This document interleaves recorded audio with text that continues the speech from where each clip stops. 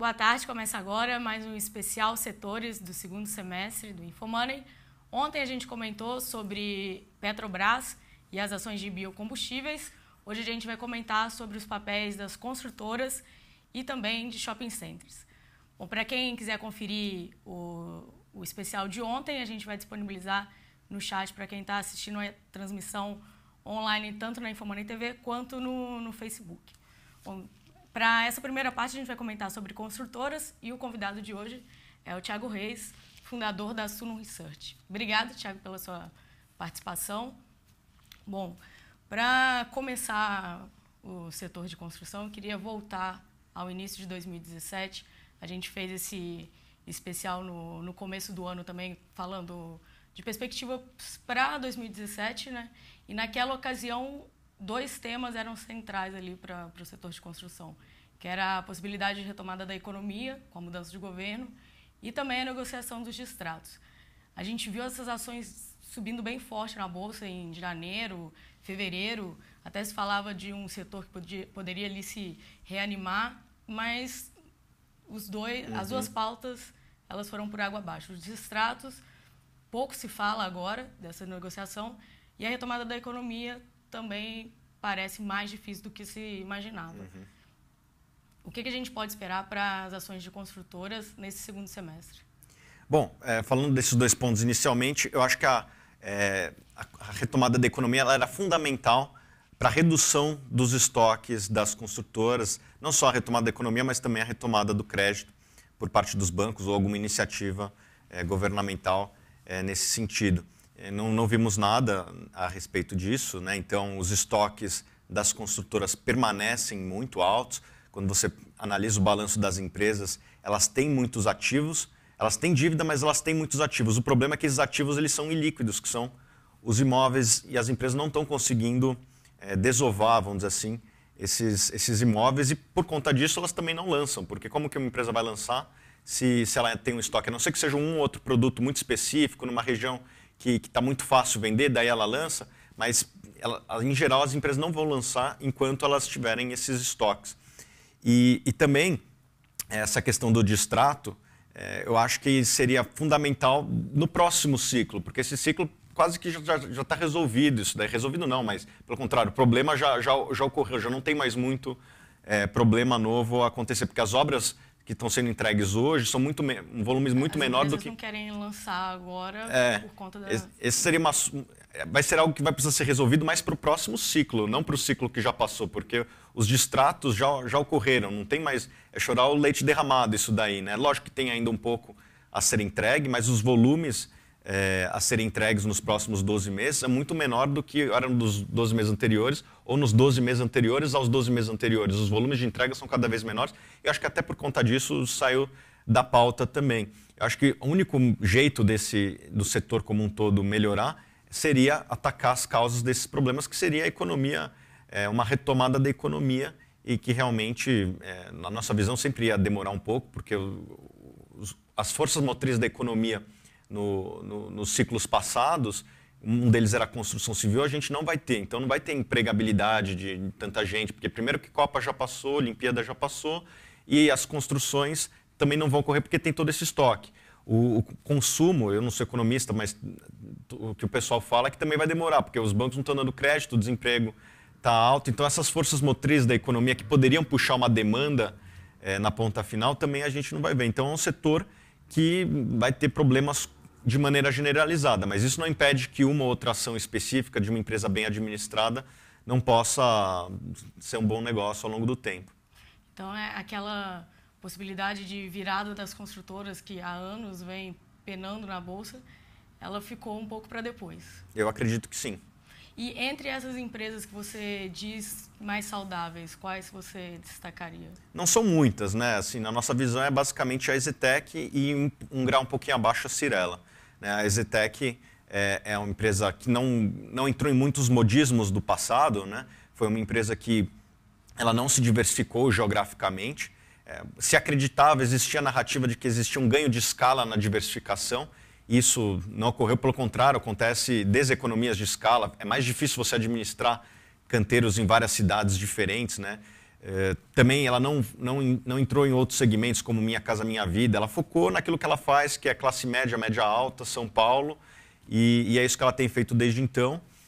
E ela saiu de uma empresa que, quando abriu capital, tinha por volta de 1% do market share para algo entre 6% no topo. Lógico que agora fica um pouco difícil fazer conta de market share, porque os lançamentos caíram tão pouco, qualquer lançamento você ganha um percentual muito grande do mercado. Então fica um pouco distorcido esse market share de lançamento nos últimos 12 meses.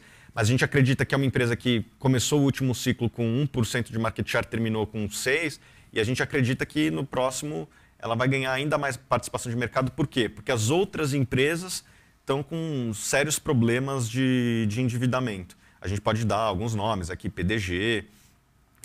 A PDG era a maior empresa do Brasil. Em recuperação judicial. Exatamente. Essa empresa provavelmente não vai participar do próximo ciclo.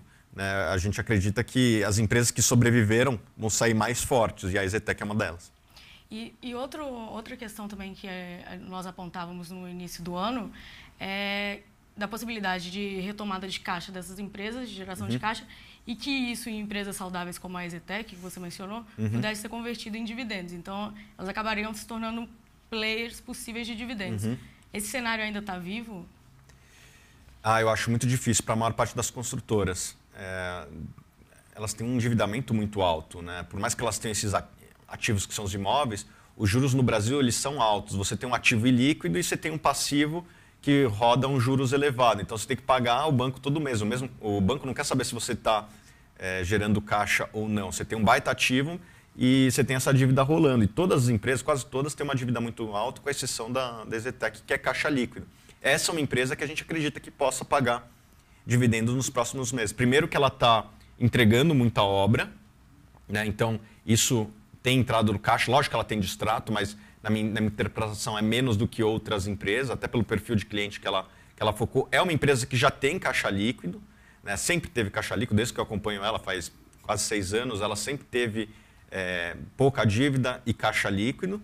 E ela tem um ativo muito importante que está gerando renda para ela que outras empresas não têm, que é o EZ Tower, né? Então, isso ajuda a, vamos dizer assim, tirar parte da pressa por gerar caixa, porque as empresas elas têm que pagar funcionário, elas têm as estruturas delas, né? Eu fiz até um estudo que depois a gente pode compartilhar aqui no InfoMoney, que eu fiz a proporção do SG&A, né? Ou seja, das despesas gerais e administrativas das empresas sobre a receita, e todas as empresas listadas em bolsa têm esse índice aumentando, ou seja, as despesas estão representando cada vez mais das receitas. Por quê? Porque as receitas têm caído e as empresas não têm feito as demissões que, infelizmente, são necessárias na velocidade que o mercado exige, ou para que seja compatível com... Enquanto elas têm tirado o pé completamente do acelerador. Do acelerador no lançamento. Então, a EZTEC ela tem essa folga, que é esse ativo EZ Tower, que dá uma renda para ela, além dela ser caixa líquida, então ela não tem essa pressa,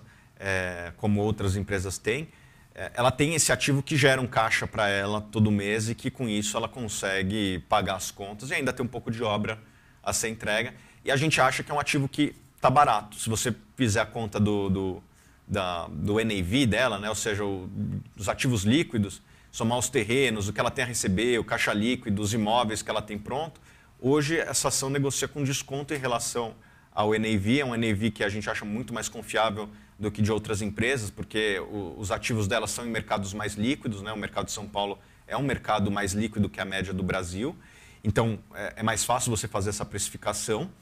E é uma empresa que historicamente sempre negociou com prêmio porque a gestão conseguia criar valor, né? Ela sempre comprou bem terreno e conseguia fazer lançamentos que davam uma rentabilidade muito boa. O melhor exemplo de todos, o melhor porque é o maior, é o EZ Tower, que teve margem líquida acima de 50%. A maior parte das empresas em bolsa, se tivesse margem líquida de 10%, 15% no auge do ciclo, né? Isso ainda não entrando nem na questão de geração de caixa, estou só olhando pela DRE.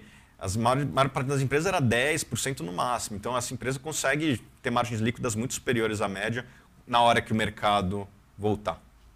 E agora você estava comentando na sua percepção a melhor ação, e aí a gente virando a mão, indo para a pior ação no acumulado do ano, olhando para a Bolsa, que seria a Gafisa, que fez o IPO da Tenda, e em meio a esse processo ela caiu bem forte na Bolsa de cerca de abril para cá. Você vê algum ponto de virada ali na empresa? Eu confesso que a Gafisa não acompanho muito os últimos 2, 3 anos, mas ela era uma empresa que tinha vários problemas no passado. Assim, aparentemente, alguns deles foram resolvidos, né? Era uma empresa que tinha ativos como Alphaville, que era um bom ativo, foi vendido, né? A joia da coroa foi vendida, e a Tenda, que é um ativo que as pessoas sempre tiveram algumas dúvidas quanto aos potenciais de geração de renda. Eu acho que até foi bom segregar essa estrutura, mas eu confesso que eu não vejo a Gafisa faz um bom tempo. Não sei opinar tão a fundo assim. Bom, mas se a gente for olhar então para um panorama amplo do setor, é um setor ainda que vai demorar algum tempo para retomar esse crescimento. Eu acredito que sim, de maneira sustentável, né? Lógico que o setor, por ele ter um beta maior, ele ser mais volátil do que a média, quando tem um sopro de otimismo do mundo e esse sopro chega ao Brasil, é um dos setores que sobem por conta da volatilidade, né? Foi o que aconteceu no começo do ano com várias das empresas. Eu me lembro que no começo do ano existia gente batendo palma para a PDG que estava em recuperação judicial. O papel tinha subido, sei lá, 100%, 200% no ano. Imagino que deve ter voltado boa parte disso daí. Talvez, pode ser que aconteça processos como esse, mas que seja mais, vamos dizer assim, de curto prazo. Mas um movimento duradouro eu acho muito difícil para a média das empresas, porque elas têm uma dívida muito alta e conforme o tempo vai passando, essas dívidas tendem a crescer ainda mais, porque os juros no Brasil, como vocês sabem, é muito alto. Bom, obrigada, Thiago. A gente vai fazer uma pausa e daqui a pouco a gente volta. Na segunda parte a gente vai comentar sobre shoppings. O Thiago vai continuar aqui com a gente também. Até daqui a pouco.